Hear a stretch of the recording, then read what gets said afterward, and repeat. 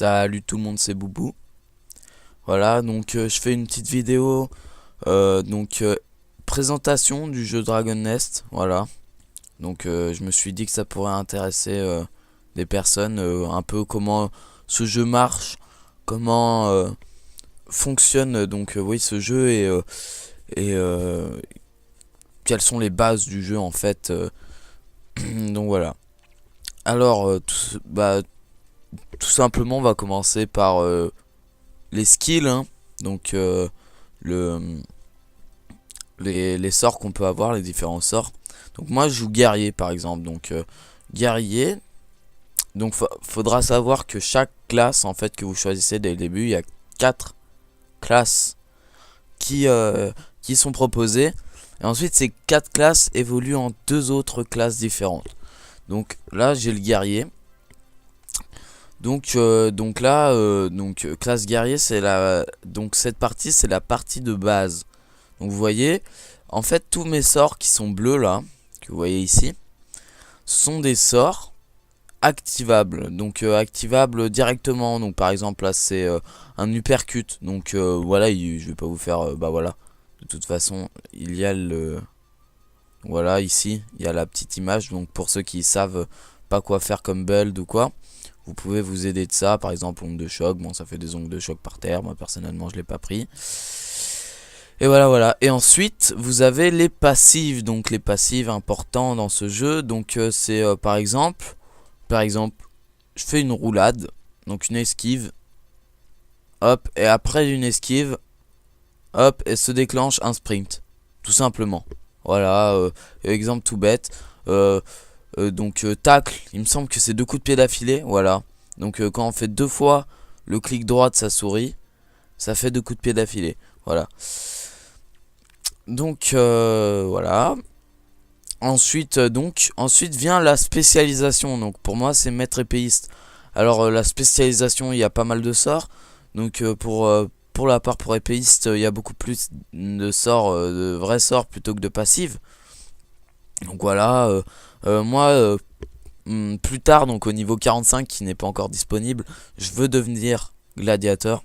Donc c'est pour ça que je me suis un peu spécialisé plus gladiateur, combat à distance.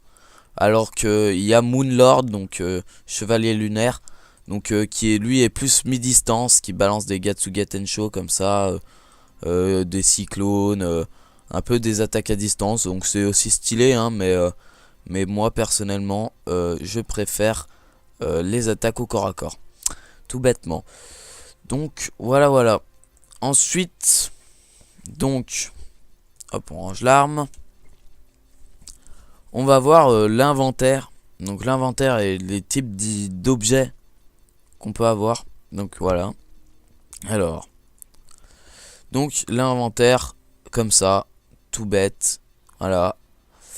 Donc moi on peut voir que j'ai du orange, donc du stuff orange. C'est du stuff épique en fait. C'est le plus rare qu'on puisse avoir pour l'instant dans le jeu. Ensuite il y a rare.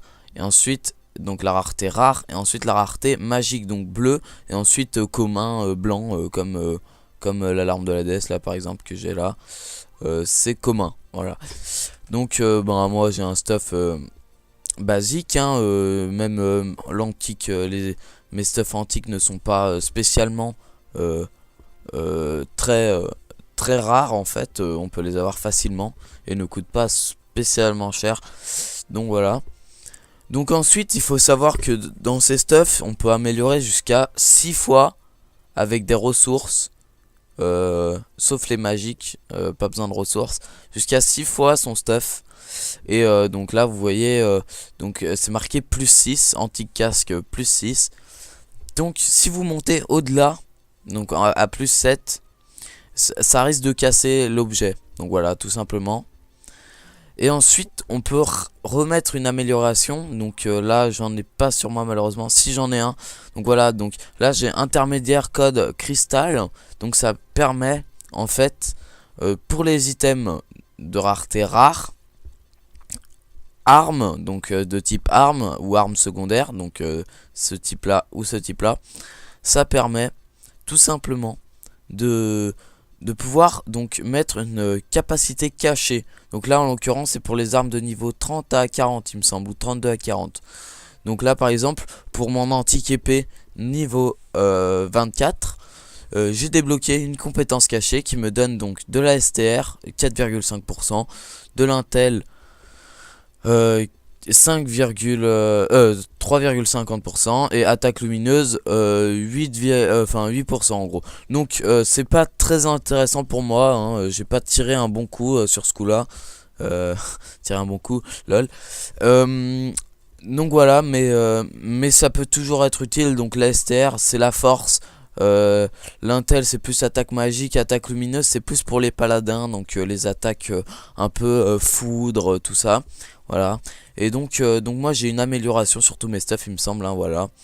Donc moi je vise plutôt l'agilité et la force et la vitalité, car ce sont les caractéristiques que je préfère. Donc d'ailleurs en parlant de caractéristiques, on va mettre les caractéristiques. Donc ici on voit force, agi, intel, vie. Donc la vie, ça augmente la vie de base, les points de vie ici. L'intel, il me semble. Donc voilà, oui, donc pour les attaques magiques et les MP, donc la barre de mana. Et l'agi, donc c'est les critiques, tout simplement, les coups critiques qu'on peut faire. Et la force, c'est les dégâts des sorts qui tapent fort, ou force, je veux dire, ou même les coups normaux. Je crois que ça augmente l'attaque physique, voilà, tout simplement, l'attaque physique. Et donc voilà, donc moi je suis beaucoup plus spécialisé, donc agilité, voilà, pour ma part. Et donc voilà, pour faire plus de coups critiques. Donc voilà, je crois que j'ai à peu près tout dit sur les bases. Donc non, j'ai pas tout dit. Donc on peut aussi mettre donc des emblèmes. Donc moi voilà, des emblèmes qu'on débloque ici, qu'on donne à un PNJ et qu'on craft avec l'aide d'Altum rugueux, d'Agathe rugueuse, d'Agathe ordinaire. Enfin voilà quoi, je vais pas vous la faire. Il y a plein de trucs, plein de ressources pour crafter ces blasons, donc ces ornements plutôt, qui nous donnent en fait des améliorations de certaines attaques. Par exemple là j'ai une amélioration en critique qui me donne 10% de chance de critique en plus, et 340 de critique, donc ce qui est plutôt pas mal, même si c'est pas le top parce que c'est en ornement magique. Donc pareil, hein, magique, rare et épique. Donc celui-là est plutôt sympathique d'ailleurs en épique. Donc voilà. Et puis donc là, même si ça c'est plus axé Moonlord, hein, c'est croissant de lune, donc c'est un spell qui fait des dégâts un peu magiques. Donc voilà. Donc donc voilà, bon bah je crois que j'ai fait le tour là. Il me semble que j'ai fait le tour. Non. Donc les points d'expérience, on va pas faire comme ça, on va faire plus pro, hein. Hop. Donc les points d'expérience ici. Là, il y a une barre de fatigue qui se recharge tous les jours et toutes les semaines. Donc une de 1000 et une de 700. Donc voilà. Je reviendrai plus tard sur la fatigue, je pense. Et voilà. Donc je vais vous laisser. Prenez, prenez soin de vos tulipes, comme on dit. Voilà. Allez, et puis salut tout le monde. C'était Boubou. Ciao.